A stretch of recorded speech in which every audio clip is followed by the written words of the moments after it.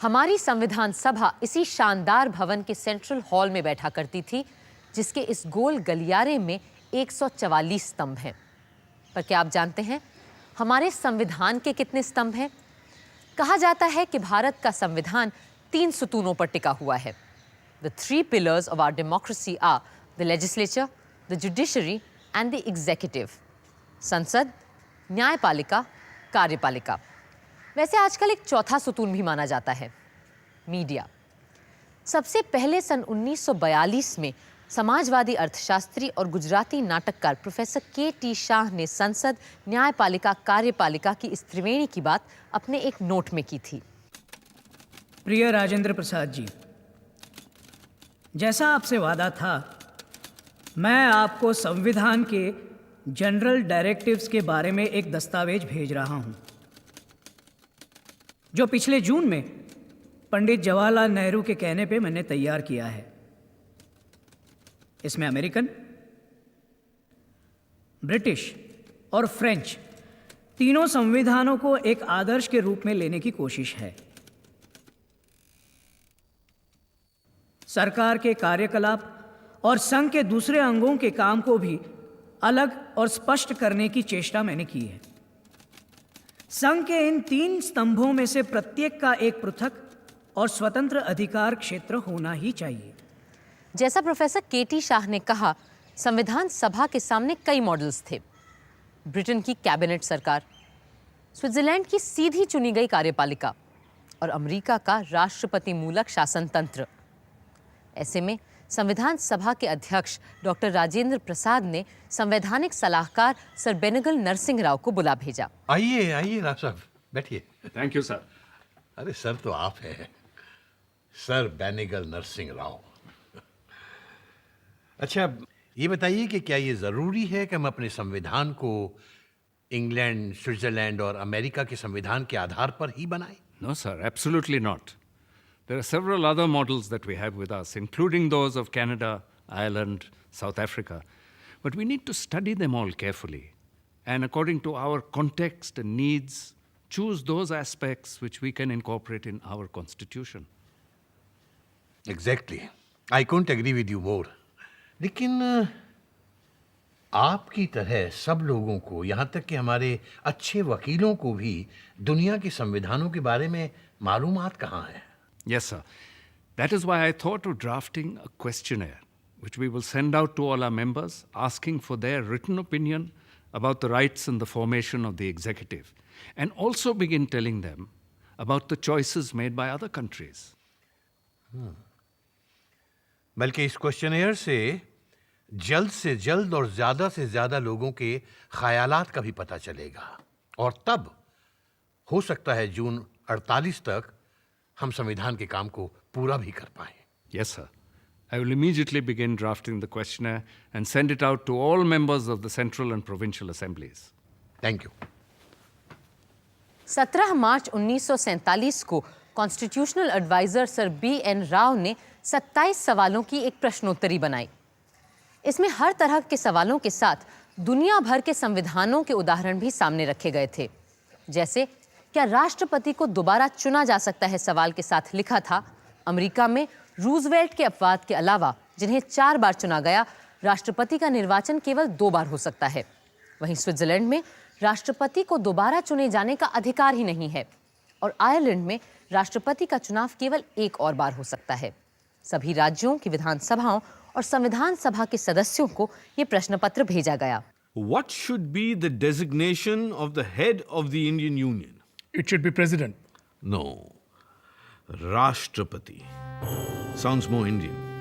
It is president for me. What should be his term in office? It should be 4 years.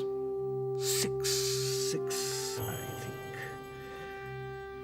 Should he be eligible for re-election?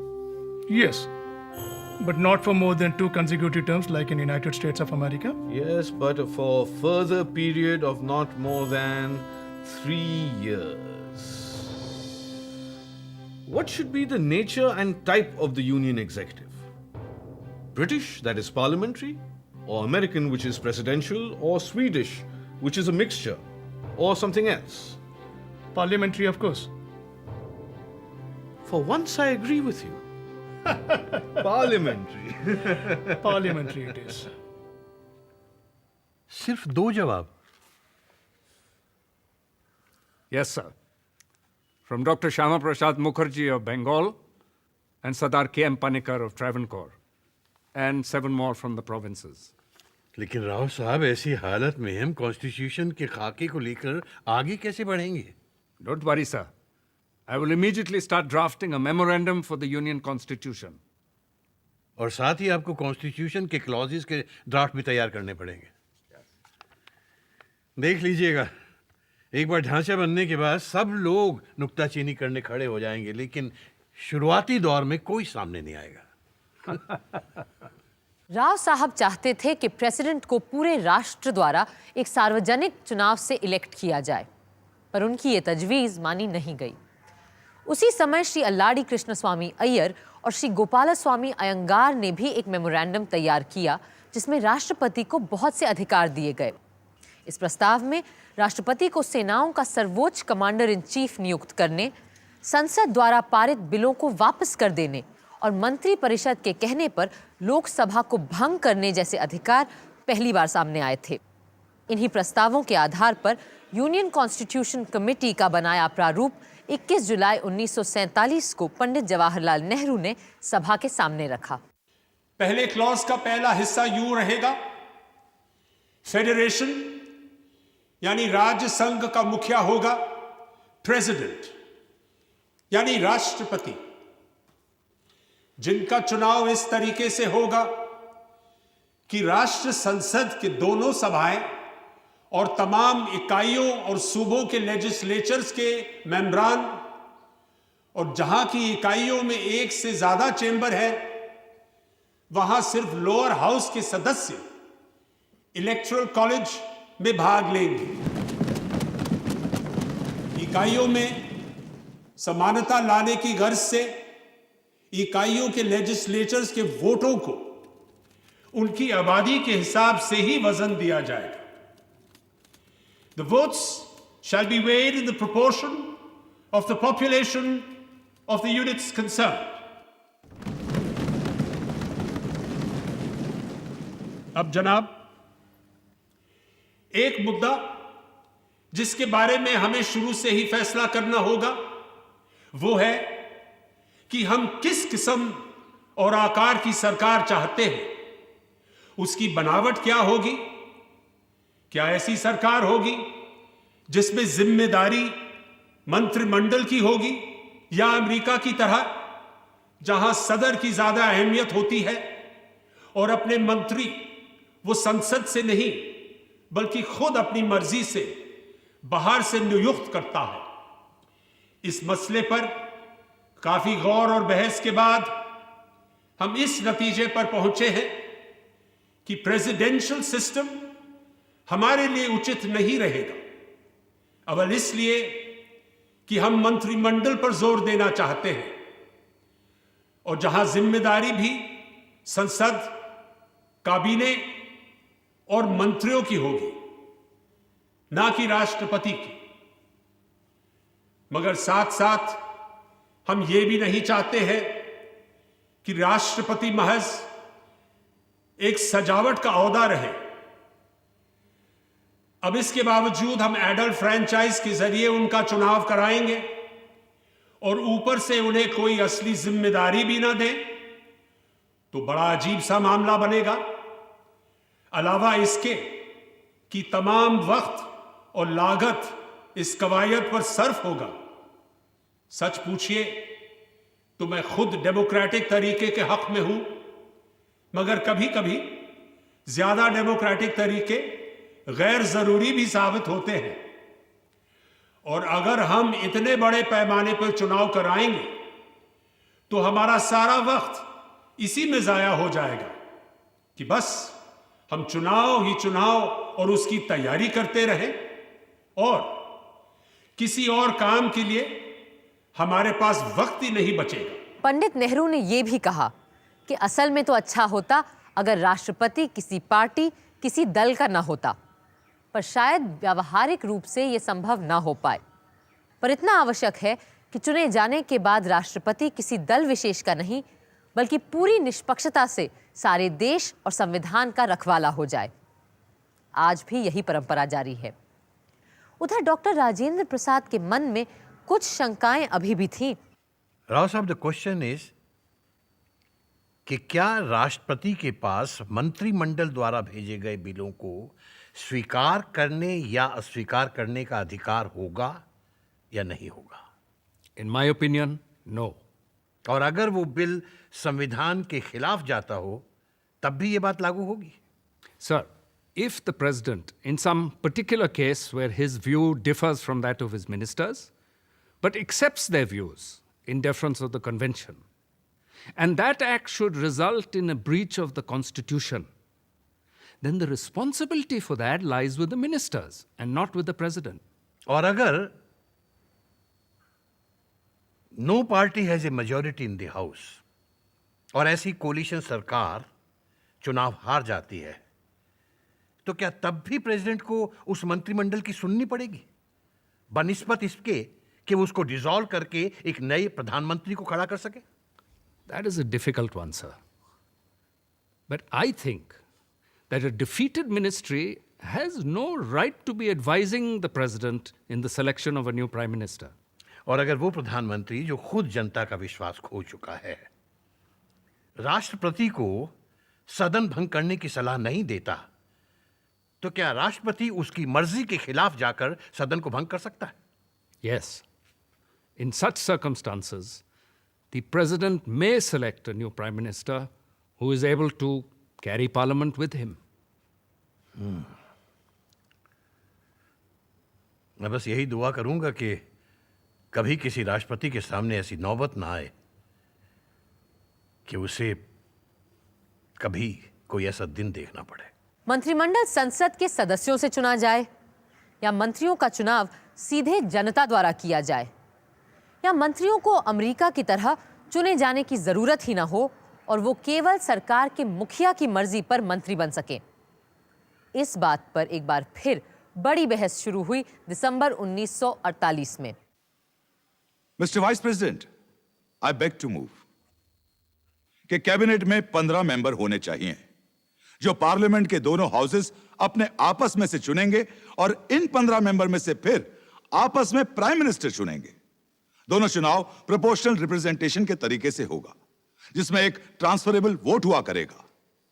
मैं ये और कहना चाहूंगा कि जिस तरह की डेमोक्रेसी उस सिस्टम में पाई जाती है जिसे हम पार्लियामेंट्री डेमोक्रेसी कहते हैं, असल में डेमोक्रेसी है ही नहीं। आइंदा की सियासत का मेरा तस्वुर है non party politics. Sir, Switzerland में जब पार्लियामेंट के मेंबर का चुनाव होता है उसके बाद वो कैबिनेट के मिनिस्टर्स का भी आपस में चुनाव करते हैं। वहां एक पार्टी को सरकार बनाकर दूसरी पार्टियों को दबाना या उन्हें सताने का सवाल ही नहीं उठता। क्या आप मुझे ये बता सकते हैं कि स्विट्जरलैंड कोई देश है या कोई शानदार अंतरराष्ट्रीय hotel? You need not answer that question, Mr. Mehboob Ali Beg. The next amendment is in the name of Professor K.T. Shah. Sir, I move कि आर्टिकल 61 के क्लॉज 1 में with the prime minister at the head को हटा देना चाहिए। प्रधानमंत्री को संविधान के दायरे से बाहर रखने का यह कारण नहीं है कि मैं प्रधानमंत्री के पद के ही विरुद्ध हूं। ब्रिटेन के संविधान में आज भी प्रधानमंत्री का कोई स्थान नहीं है और प्रधानमंत्री को जो भी सामाजिक और शासकीय सम्मान और स्थान मिलता है वो इस वजह से कि उसके पास मंत्रिपरिषद का विश्वास है, न कि इसलिए कि संविधान उसे यह हक देता है। क्या मैं प्रोफेसर शाह से यह जान सकता हूं कि हालांकि वो ये कह रहे हैं कि बरतानिया के आइन में वजीर आजम या प्राइम मिनिस्टर का कोई वजूद नहीं है, पर क्या यह हकीकत नहीं है कि बरतानिया के आइन में वजीर आजम का वजूद एक हकीकत है? मैंने ये नहीं कहा कि प्रधानमंत्री के पद को ही निरस्त कर देना चाहिए, ऐसा कुछ भी नहीं है। मेरी मंशा सिर्फ इतनी है कि संविधान में हमें कैबिनेट के सारे मंत्रियों को बराबर का दर्जा देना चाहिए और किसी को भी अधिक महत्व नहीं देना चाहिए। इससे कैबिनेट की जिम्मेदारियों में एक फ्लेक्सिबिलिटी भी बनी रहेगी, जो अभी वहां नहीं है।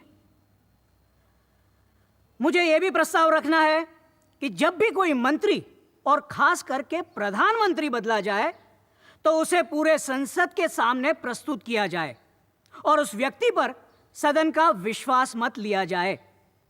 और यदि कोई यह विश्वास मत प्राप्त करने में असफल रहे तो उसे तुरंत हटाकर उसकी जगह किसी और को नियुक्त किया जाना चाहिए। और अगर पूरे मंत्रिपरिषद को ही सदन का विश्वास ना मिले तो पूरे कैबिनेट को ही निरस्त कर देना चाहिए और उसकी जगह नया मंत्रिमंडल बनाया जाना चाहिए। जाहिर है ऐसे प्रधानमंत्री और कैबिनेट के बारे में संशोधन प्रस्ताव पारित नहीं हो पाए, लेकिन राष्ट्रपति के चुनाव को लेकर बहस बहुत बाद तक जारी रही और सन 1948 के अंत में संविधान सभा में प्रोफेसर केटी शाह ने एक अनुमोदन प्रस्ताव के जरिए फिर से ये मुद्दा उठाया। सर, मेरा अभी भी यही विचार है कि हम बहुत बेहतर व्यवस्था बनाएंगे अगर हम राष्ट्रपति का चुनाव सीधे सीधे सारी वयस्क जनता के वोट से करें, ना कि उस तरह घुमा फिरा के जैसा कि हम करने की सोच रहे हैं।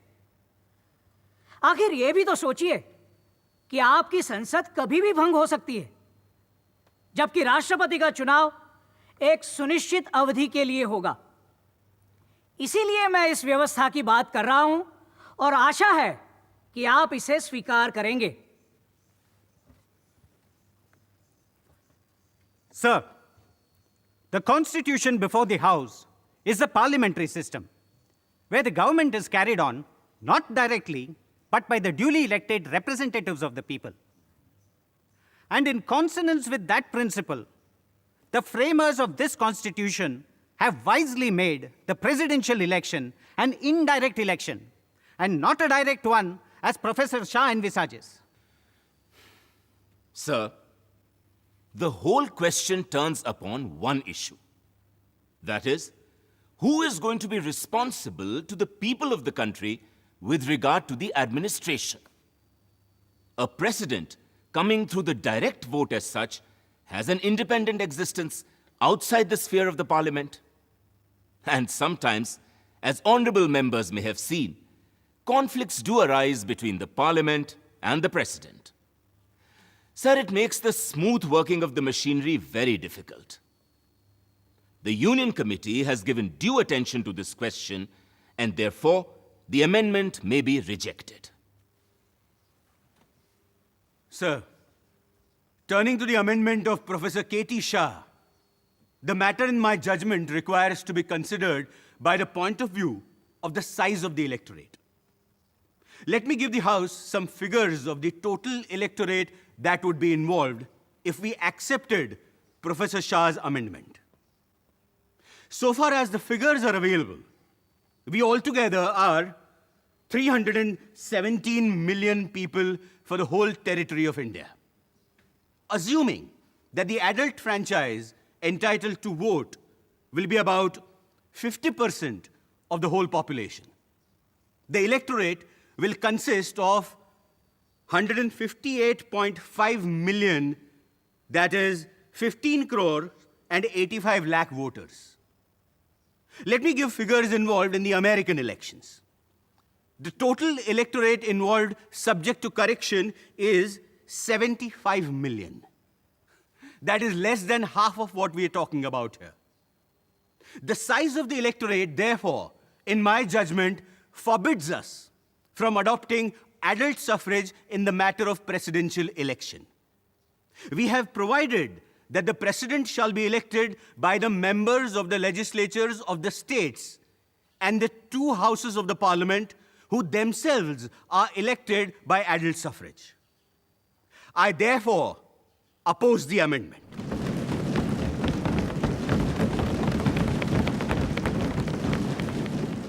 और यूं तय हुआ भारत के राष्ट्रपति के चुनाव का मसला। पर कार्यपालिका के दूसरे पक्षों को लेकर बड़ी बहसें हुईं। अल्पसंख्यकों के नुमाइंदे चाहते थे कि एक नॉन पार्लियामेंट्री एग्जीक्यूटिव सरकार बनानी चाहिए और मंत्रिमंडल का चुनाव धर्म जाति के अनुपात में प्रोपोर्शनल रिप्रेजेंटेशन द्वारा किया जाना चाहिए। खुद कांग्रेस पार्टी के दलित नेता भी चाहते थे कि अल्पसंख्यकों और हरिजनों को मंत्रिमंडल में आरक्षण दिया जाए। डॉक्टर अंबेडकर ने तो इस बारे में एक पर्चा ही तैयार कर डाला। The application of the British system to India will mean British parliamentary system.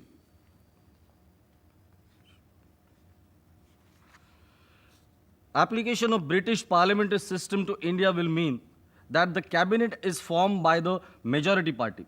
Although in England this would mean a political majority. In India it will be... In India, the majority is a communal majority. No matter what social and political programs it may have, the majority will always retain its character of being a communal majority.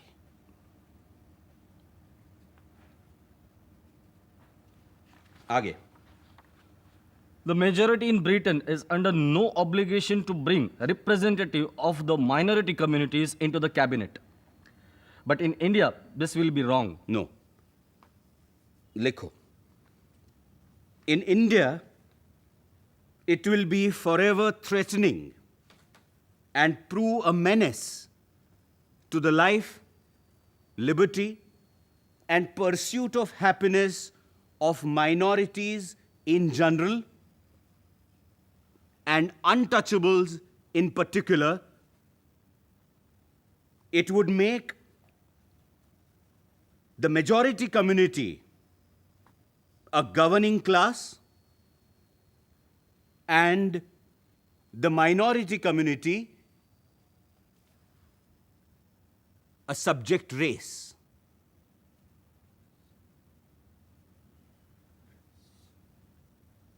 अब इसे print करने के लिए भेज दो।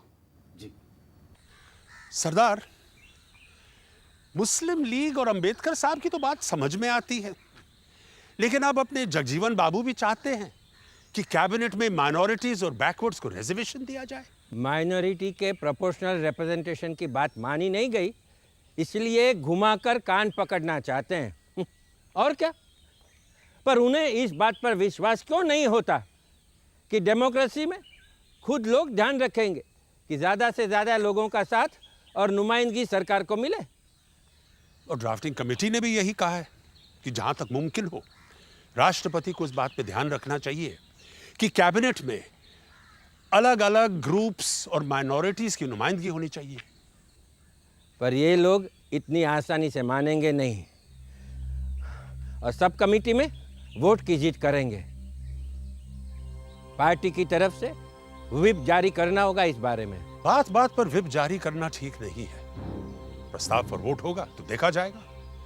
जब democracy अपनाई है तो वोट से क्या डरना। लेकिन एक बात जो सबको समझनी चाहिए, किसी भी आईन में सब बातें लिखी नहीं जा सकती। कुछ ऐसी बातें होती हैं जिसे टैसिट कन्वेंशंस के लिए भी छोड़ना चाहिए। मैं यहीं ठहरता हूं, आप अपनी दौड़ पूरी कर आइए। हमें अपने आप, अपने मुल्क और अपनी सरकार पर भरोसा करना सीखना पड़ेगा।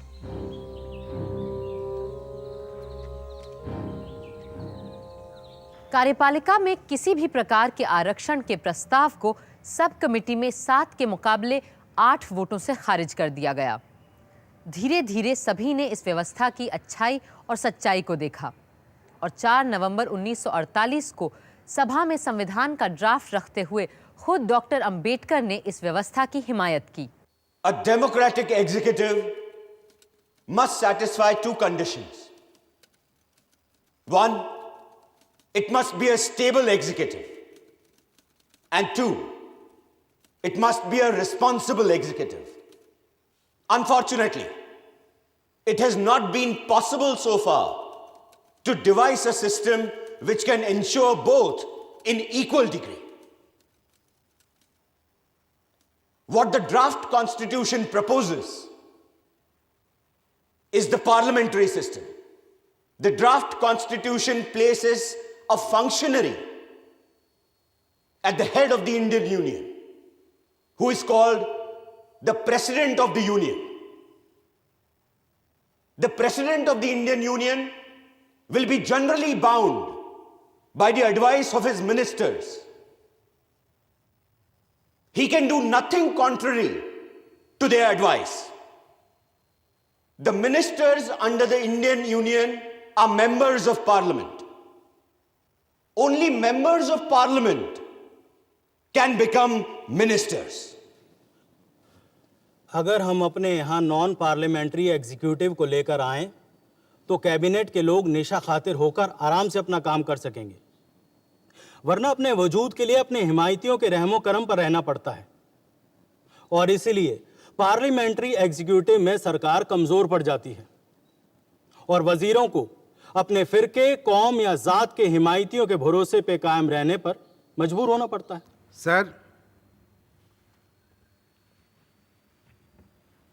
सर, प्रजातंत्र का अर्थ है ऐसे बहुमत का राज जिसमें स्वतंत्र और मुक्त रूप से वोट दिए गए हों। पर हमारे देश में ऐसा देखा जाता है कि वोट स्वतंत्र नहीं होते, बल्कि कुछ लोगों के प्रभाव में डाले जाते हैं, और जैसे ही वोट प्रभावित हुए प्रजातंत्र समाप्त हो जाता है।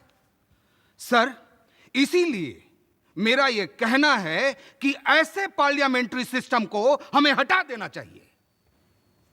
संसदीय प्रणाली में विभिन्न पार्टी के लोगों को भरमा के वोट हासिल करते हैं ताकि बहुमत पाके अपनी सरकार बना सके।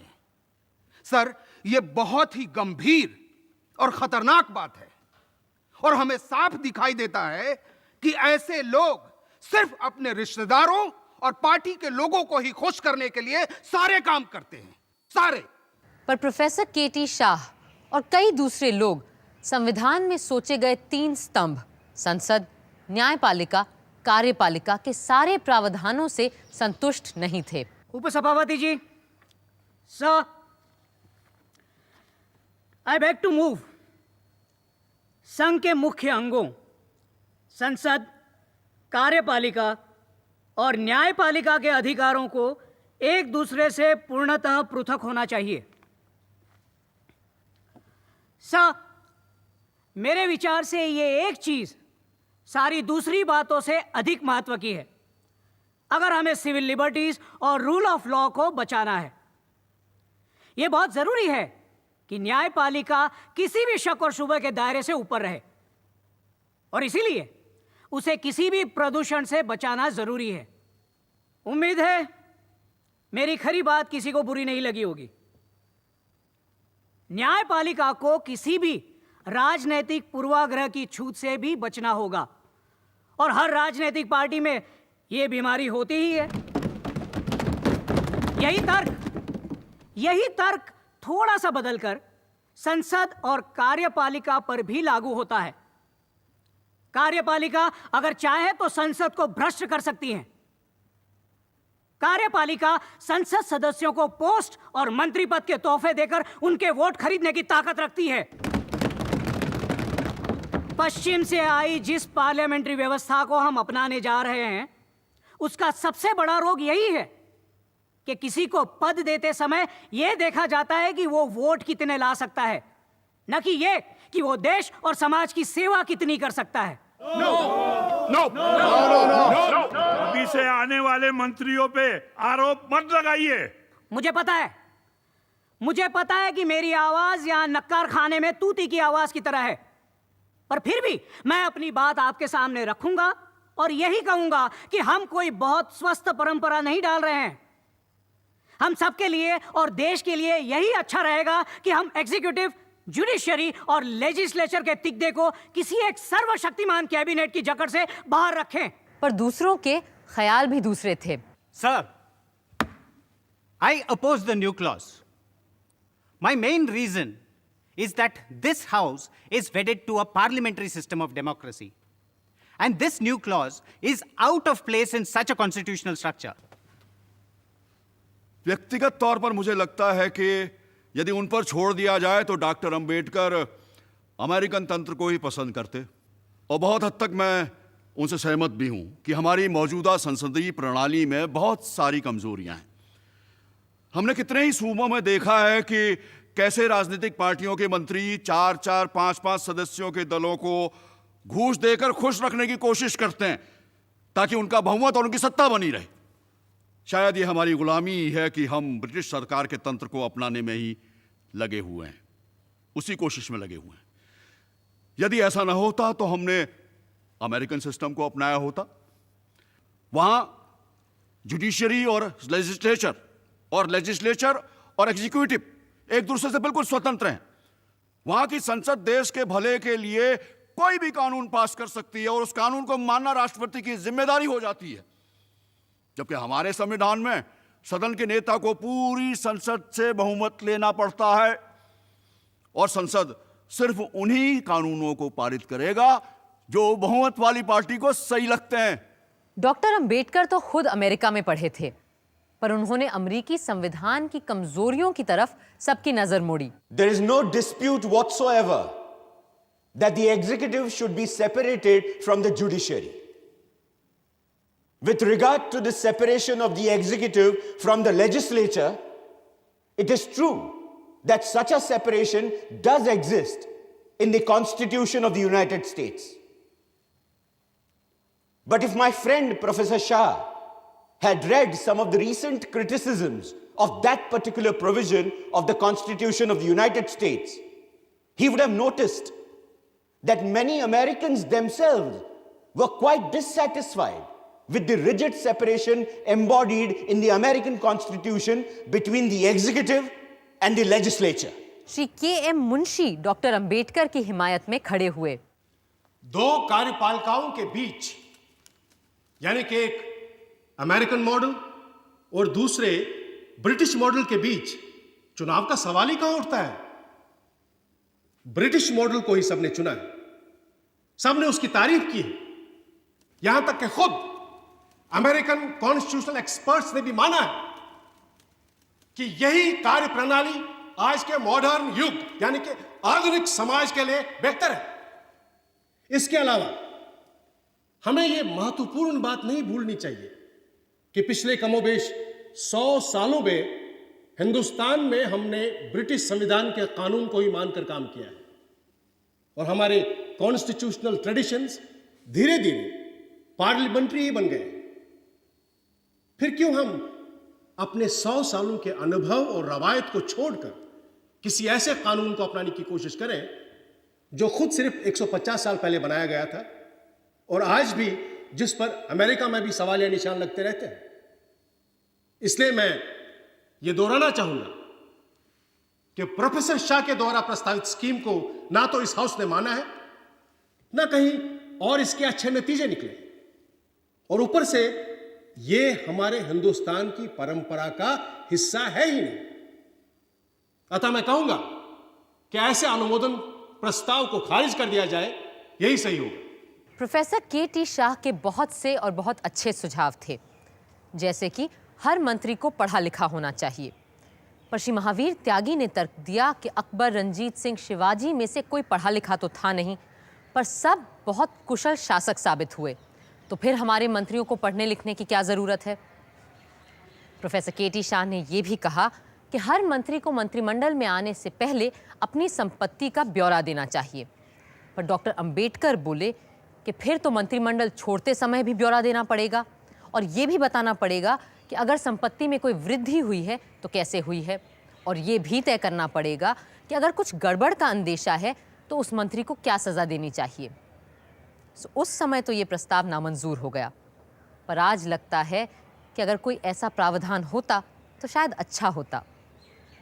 पर बात सिर्फ कार्यपालिका की ही नहीं थी। संसद के स्वरूप, अधिकारों, कर्तव्यों, कार्यकाल और नाम तक को लेकर खूब चर्चा हुई। Sir, I beg to move that the legislative power of the Federation shall be vested in the Parliament of the Federation, which shall consist of the President and the National Assembly, comprising two houses, the Council of States and the House of the People. It seems, sir, that it is unnecessary to have this expression, National Assembly, coming between the Parliament and the two houses. It is therefore desirable to omit National Assembly. Sir, मेरा amendment है कि parliament of the federation के लिए हमें Congress of the federation का नाम तय करना चाहिए। सर, जो आज़ादी हमने पाई है वो हमें भारतीय राष्ट्रीय कांग्रेस के परचम तले ही मिली है और कांग्रेस का नाम हमारे संविधान में भविष्य के लिए अमर हो जाना चाहिए। कुछ अरसे के बाद बेगम साहिबा एजाज रसूल ने भी यही बात सभा के सामने रखी। जनाब सदर साहब, आई बेग टू मूव कि लेजिस्लेचर ऑफ द यूनियन का नाम हमें इंडियन नेशनल कांग्रेस रखना चाहिए और इसमें एक प्रेसिडेंट हो और 2 सदन हो जिनके नाम हो the Council of States and the House of the People. सूबों की सभा और जनसभा। ये प्रस्ताव रखने वाले सारे सदस्य गैर कांग्रेसी थे, किंतु कांग्रेस के श्री अनंत सयनम अयंगार ने बड़े पते की बात की। Sir, it is the Congress which fought for the freedom of this country.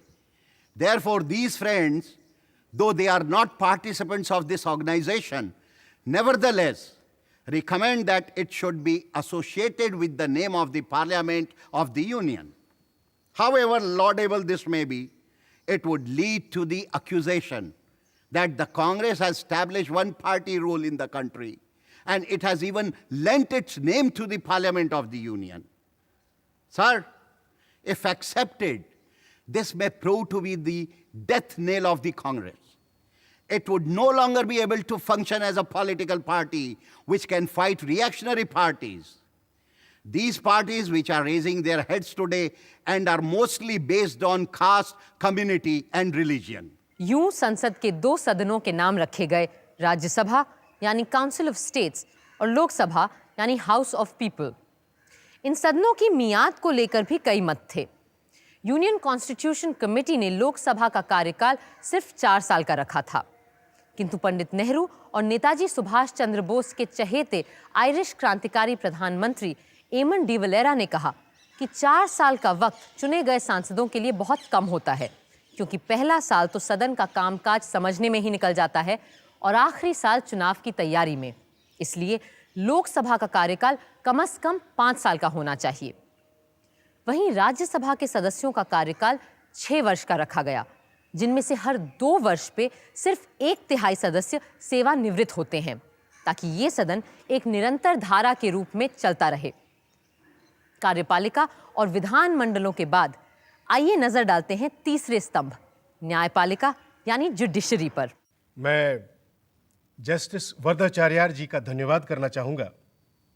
हालांकि वो संविधान सभा के सदस्य भी नहीं हैं, फिर भी उन्होंने सुप्रीम कोर्ट के कॉन्स्टिट्यूशन ऑफ पावर्स को तय करने वाली एडहॉक कमेटी की सदारत स्वीकार करी है, क्योंकि अब आने वाले भविष्य में हमें अपने एक उच्चतम न्यायालय की आवश्यकता पड़ेगी। I will request Honorable Shri Vardacharya ji to please take over. Thank you, Mr. Munshi. It is my proud privilege to be working with all of you esteemed members of the Constituent Assembly on the question of creating a new superstructure that we will need now. Fortunately, at the level of lower and higher courts, we have inherited a well-constructed and smoothly functioning sound judicial system from the British.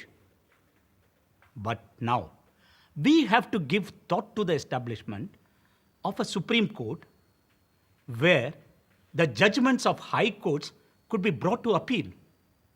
This apex court will also have to play the roles of an adjudicator between the provinces and the princely states when needed.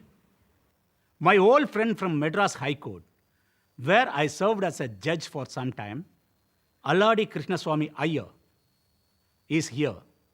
I know that he has given judicious thought to these issues. Mr. Iyer? Thank you, Your Lordship. Old habits die hard. That is how I've been addressing Sri Vardacharya for many years now. But I also know that we are here precisely to break old habits and make new conventions. Now, this new body, this Supreme Court, this whatever we may decide to name this APEC constitutional body, apart from being the highest platform for appeals, will have in its power and purview the necessary means to safeguard fundamental rights of every citizen of free India. That soon we will have. And unlike the Privy Council, this Supreme Court should also have the mandate and the authority to examine the constitutionality of any legislation that our parliament may make in the future. Supreme court न सिर्फ हमारे संविधान का रखवाला और खैरखा होगा, बल्कि वो हर भारतीय को वो समान अधिकार भी प्रदान करेगा जिसके लिए सदियों से अंग्रेजों की अधीनता और रजवाड़ों की गुलामी में हम तरसते रहे। हमारा उच्चतम न्यायालय उस सामाजिक क्रांति का वो धारदार हथियार भी होगा जो पुरानी बेड़ियों को काटकर हमें मुक्त करेगा।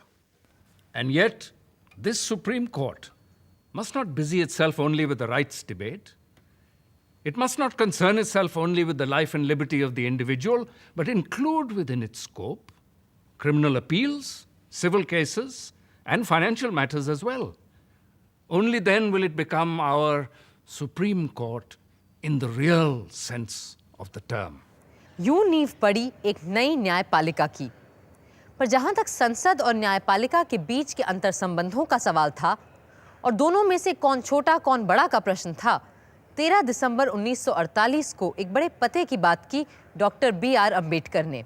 Now to the question of the relationship between the legislature and the judiciary. In a federal constitution, it is always open to the judiciary to decide whether any particular law passed by the legislature is ultra-virus or intra-virus. In other words, the judiciary would be endowed with the authority to question the law, not merely on the ground whether it was in excess of the legislature's authority, but also on the ground that whether the law was a proper law. It may be a perfectly good law, but if it violates the fundamental principles, the judiciary would have the power of declaring it invalid. For myself, I cannot omit the possibility of a legislature packed by partymen making laws which may abrogate and violate the fundamental rights affecting the life and liberty of an individual. At the same time, I do not see how 5 or 6 gentlemen sitting in the Supreme Court examining laws made by the legislature by dint of their own individual bias and prejudice be trusted to determine which law is good and which is bad. It is a case where a man has to choose between the devil and the deep sea.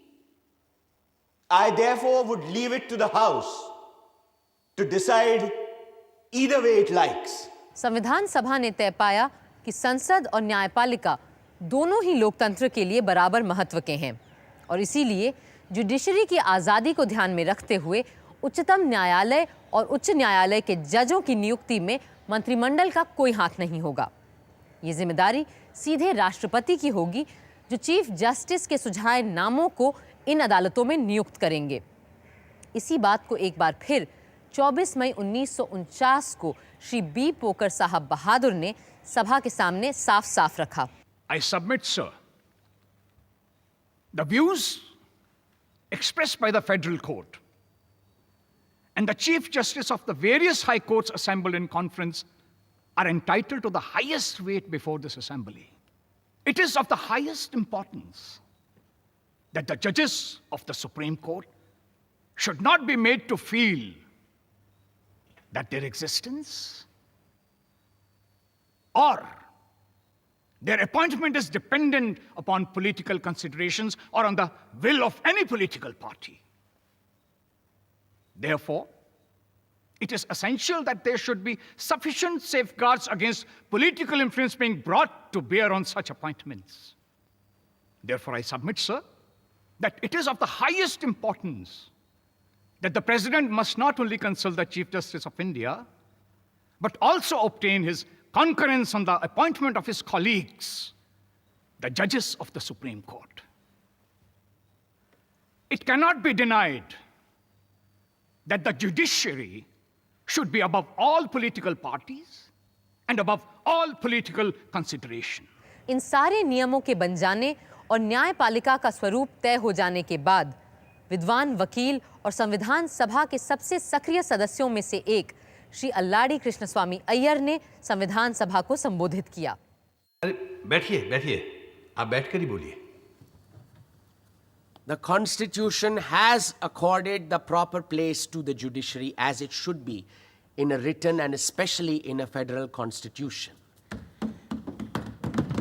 The Supreme Court in India, under the Indian Constitution, as this House is aware, has wider powers than the highest court in any known federation, including that of the United States of America, where the Supreme Court is not a general court of appeal. It is the ultimate arbiter in all matters involving the interpretation of the Constitution. While there can be no two opinions on the need for maintenance of judicial independence, both for safeguarding of individual liberty and the proper working of the Constitution, it is also necessary to keep in view one important principle. The doctrine of independence is not to be raised to the level of a dogma so as to enable the judiciary to function as a kind of super legislature or super executive.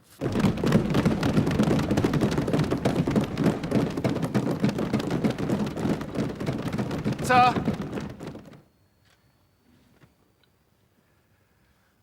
my friend, Mr. Aladi Krishnaswamy Iyer pointed out, and rightly so, that the judiciary should not place itself as an imperium in imperio. Of course, there is always that danger also. When people talk of separation of power, this separation of power may be made in such a way that the judiciary may be invested with immense power, that it might eventually lead to the breakdown of the government of the day, which I believe is not the case in our constitution. Doctor Ambedkar का सपना था कि एक ऐसी समग्र न्यायपालिका बने जो दीवानी, फौजदारी और संवैधानिक हर तरह के मुकदमे में सबको कानूनी उपचार और न्याय दे सके और इस तरह देश की एकता को कायम रखने का काम कर सके। आज वो सपना एक हकीकत है। कुल मिला के विधानमंडल, न्यायपालिका, कार्यपालिका की इस त्रिवेणी ने एक ऐसा बेजोड़ अटूट जाल बुना, सीमलेस वेब, जो हमारे दुनिया के सबसे बड़े लोकतंत्र को संभालने, बांधने और पालने का काम कर रहा है।